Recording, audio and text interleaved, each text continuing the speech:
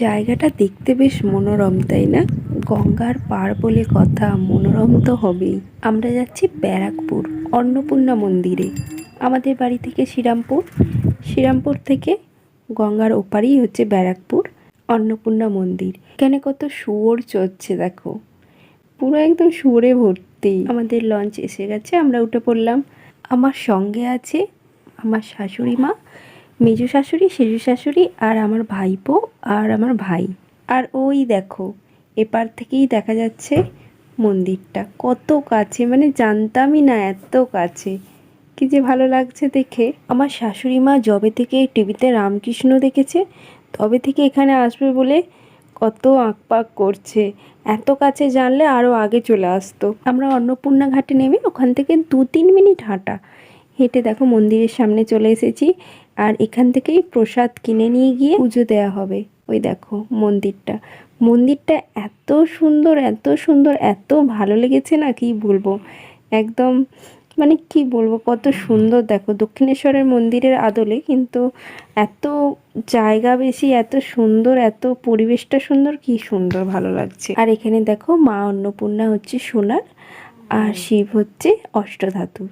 পুজো দেওয়া সম্পূর্ণ করে একটু এবার খাওয়া দাওয়া করে নিচ্ছি, অনেক সকালে বেরিয়েছি।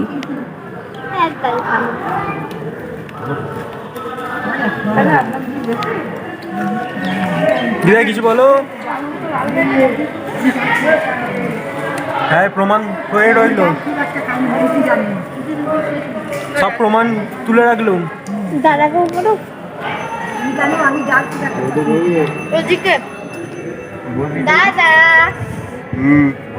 কি খাচ্ছিস? কেক কেক খাচ্ছিস?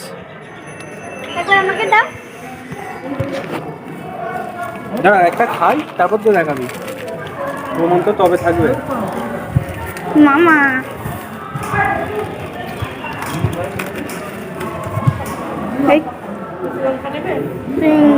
খাওয়া দাওয়ার পর্ব মিটিয়ে এখানে একটু ঘোরাটোরা করে আবার দুপুরের ভোগের লাইনে দাঁড়িয়েছি। দেখো কত লাইন, রৌদ্রের তাপে তাকানো মুশকিল। আর ভোগ ছিল অসাধারণ, মানে এত সুন্দর রান্না কি বলবো। অন্নপূর্ণার মন্দির বলে কথা। এখানে টিকিট কাটতে হয়েছিল তোমার 130 টাকা করে টিকিট, আর পার্সেলও দেওয়া হয়। পার্সেল হচ্ছে তোমার 150 টাকা করে। দুপুরে আমাদের মোটামুটি 1:30টার মধ্যে খাওয়া দাওয়া মিটে গেছে, তো এক্ষুনি তো আর বাড়ি যাচ্ছি না, ওই জন্য একটু গঙ্গার ধারটা ঘুরে দেখছি। আর সামনেই একটা গঙ্গার ঘাট বাঁধানো রয়েছে দেখো, আর সারি সারি নৌকা লাইন দিয়ে দাঁড়িয়ে রয়েছে, কি ভালো লাগছে দেখতে। আর এই ভিডিওটা করছে আমার ভাইপো ওপর থেকে, আর আমরা নিচে ওইখানে বসে আছি। আর আমাদের প্ল্যান হচ্ছে একটা নৌকাতে ওঠা। এই দেখো একটা নৌকাগুলো এত নড়ছে না, ওই জন্য যেতে পারছি না ভয়ে। আমাদের ব্লগার গার্ল অম্বি, যে কিনা হামাগুড়ি দিয়ে বোটে উঠছে। এই যে আমরা সব বোটে বসে আছি অলরেডি। পাল্টা নেড়া, এটা পাল আছে। পাল্টা নিয়ে নাড়া, পাল্টা বাঁধা নেই। দেখবো পাল্টা নিয়ে কেমন নাড়াতে পারিস। দেখবো কতদূর যেতে পারিস। এই যে আমাদের মাঝি অম্বি।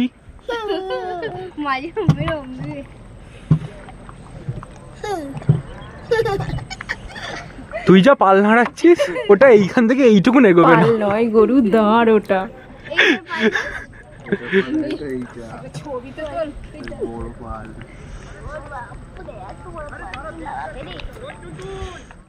গঙ্গার পাড় থেকে ঘুরে এসে দেখি এখানে পায়রায় ভর্তি। পায়রাটা মানে পুরো মন্দিরটাকে চক্কর কাটছিল, এত সুন্দর দেখতে লাগছিল।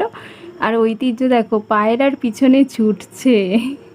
আর সত্যি গাইস হেব্বি মজা হয়েছে ওই নৌকায়। মানে আমাদের টার্গেট ছিল ওই দূর দিয়ে গিয়ে ওই নৌকাগুলোতে উঠবো। ঠিক আছে চলো আজকের মতন টাটা। যদি ভালো লাগে কমেন্ট করো, শেয়ার করো, আর আমার পাশে থেকো। Thank you.